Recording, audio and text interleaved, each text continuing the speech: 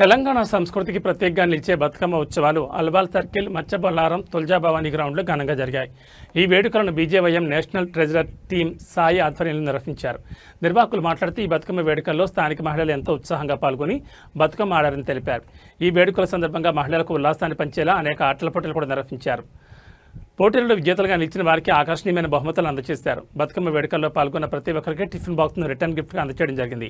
ఈ కార్యక్రమంలో Malkajgiri corporator Shravan, Alwal BJP నాయకులు మొయి సుజాత, అజిత్ సాయి, పద్మిని, సుజాత్తో పాటు స్థానిక మహిళలు, చిన్నారులు, పెద్దలు పెద్ద సంఖ్యలో పాల్గొన్నారు.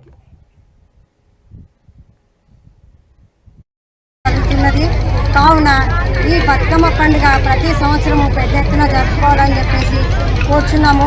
ఇక్కడ వచ్చిన మహిళలకు మరియు ప్రతి ఒక్కరికి హైదరాబాద్ తెలంగాణ కాకుండా ప్రతి ఒక్కరికి బతుకమ్మ శుభాకాంక్షలు ఇస్తున్నాను. జై భారత్ మాతాకి జై, జై భవానీకి. SC Morcha social media convener Telangana state.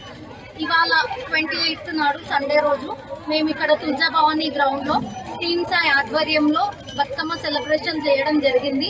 ఎంతో మంది దుర్గలు దుర్గామాతలు అందరూ వచ్చి ఆడి గ్రాండ్ సక్సెస్ చేసినందుకు అందరికీ ధన్యవాదాలు.